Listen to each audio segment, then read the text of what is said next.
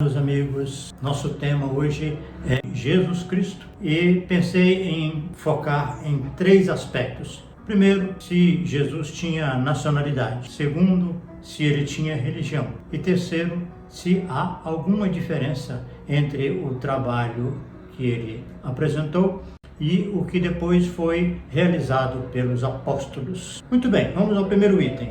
Quanto à nacionalidade, é preciso reconhecer que em pelo menos dois momentos Jesus se refere à nacionalidade dele. O primeiro, naquela ocasião na sinagoga de Nazaré, em que ele se apresenta a todas as pessoas, depois que lhe é dado um trecho do profeta Isaías falando sobre o Messias, e Jesus diz que aquela profecia estava se cumprindo ali. Isso gerou um tumulto, que as pessoas não aceitaram, que ele era o filho de José. Como é que é isso? Está dizendo aqui que ele é o Messias. Houve uma repulsa e Jesus diz exatamente o seguinte: em verdade vos digo que nenhum profeta é bem recebido em sua pátria. Daqui nós podemos então ver a outra situação em que Jesus tem uma referência, não mais agora tão claramente quando sendo a sua pátria, mas quando ele estava viajando ali pelas redondezas, ele foi a um lugar chamado Tiro e Sidom, e lá uma mulher cananeia insistiu para que ele curasse a sua filha endemoniada. E Jesus se esquiva, mas ela insiste, os apóstolos reclamam que ela estava fazendo um alarido, e então ele diz o seguinte para ela: eu não fui enviado senão às ovelhas perdidas da casa de Israel. Aqui ele não fala da origem, da procedência dele como judeu, mas ele fala da destinação do seu trabalho, em primeiro lugar para os judeus. Mas como a mulher fala que as migalhas que caírem da mesa dos judeus servem de alimento para os gentios, Jesus vê a fé e diz que ela pode ir, que a garota estava curada, o que de fato aconteceu.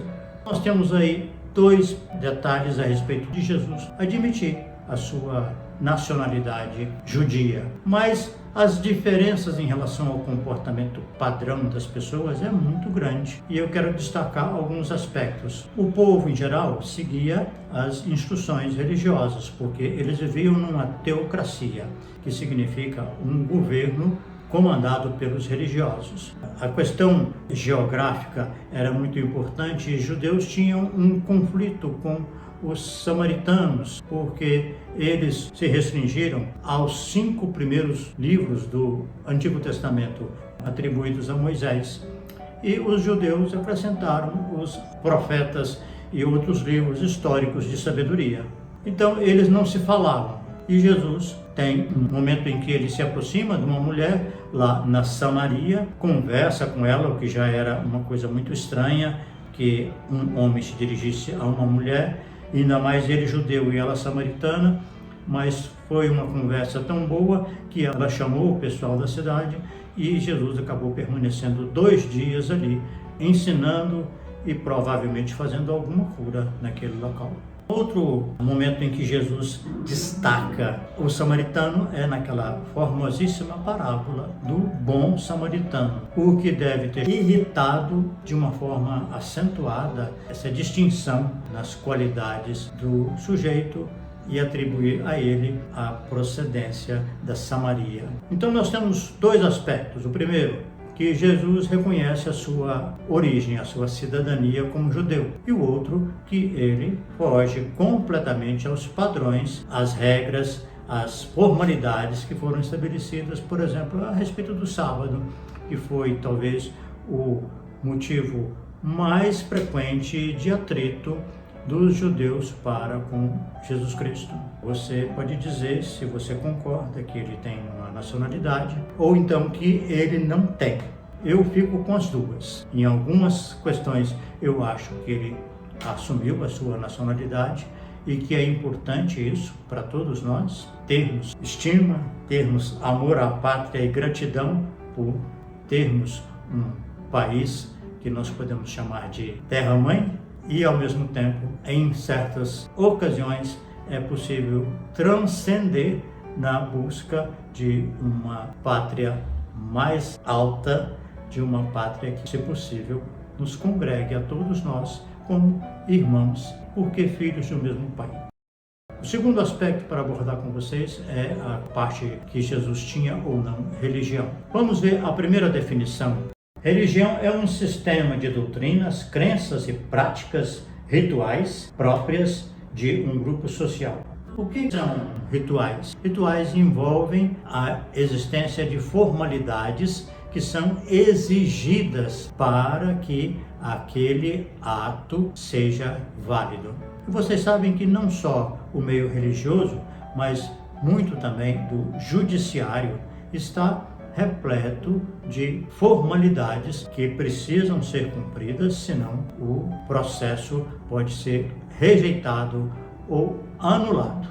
Já podemos considerar a seguinte questão: Jesus seguia as práticas religiosas, ele lançou algum tipo de formalidade, de ritual para que as pessoas e os discípulos trabalhassem?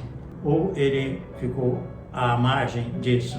Então aí nós podemos partir para a segunda definição de religião. É a crença na existência de um poder ou princípio superior, sobrenatural, do qual depende o destino do ser humano e ao qual se deve respeito e obediência. Jesus frequentou sinagogas e templos muitas vezes, mas parece-me que a única ocasião que ele participou do culto e foi uma colaboração para o andamento do processo ali, foi exatamente aquele que eu disse agora mesmo, em Nazaré, quando ele aceitou um pergaminho para ler e foi-lhe dado a descrição de Isaías, fazendo a previsão da vinda do Messias. Fora isso, aparentemente, todas as vezes que ele foi a uma sinagoga e ao templo, ele não participou do culto e ficava ensinando e fazendo curas. Por outro lado, parece que Jesus Cristo teve uma sintonia com esse Ser Supremo, porque ele se refere constantemente a Deus na sua terminologia mais comum, que é Pai, e não cria nenhum culto, nenhuma prática formal. Acredito que o ápice dessa sua postura surge quando ele fala a respeito da oração, ali no Sermão da Montanha, que está em Mateus, a partir do capítulo 5 até o 7º.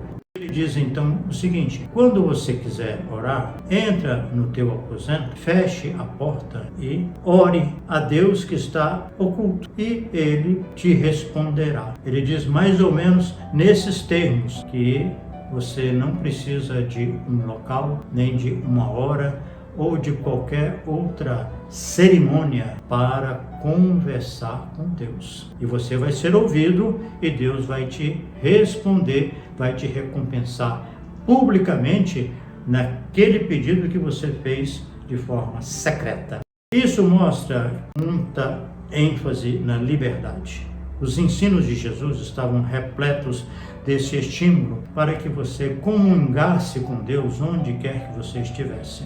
A liberdade no Evangelho é tão exuberante que você não tem um dia igual ao outro. Você não tem um costume, você não tem uma regra, você não tem local. Isso é muito chamativo, destaca-se de todo o seu trabalho, porque isso é uma liberdade incomum, que eu, na verdade, não conheço ninguém que tenha vivido com essa margem de liberdade tão fulgurante.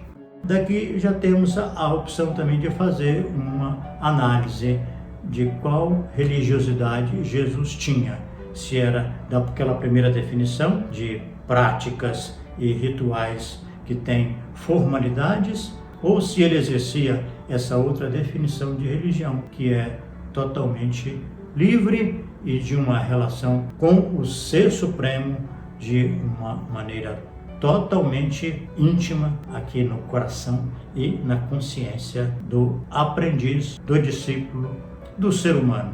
Então você está escolhendo se você se identifica mais com o Cristo que é livre e tem uma relação aberta com o Ser Supremo, ou se ele segue cultos e atende às formalidades para que o culto tenha seu valor e sua eficácia. Ou seja, que a sua prática precisa de ser validada por algum procedimento qualquer que você faça na sua casa, na sua igreja, no seu local onde você acredita comungar com Deus. Aparentemente, o Evangelho nos concita para que a gente tenha essa comunhão com Deus, a revelia de local, de ambiente e de qualquer outro aspecto que seja exigido para essa aproximação, essa comunhão com Deus.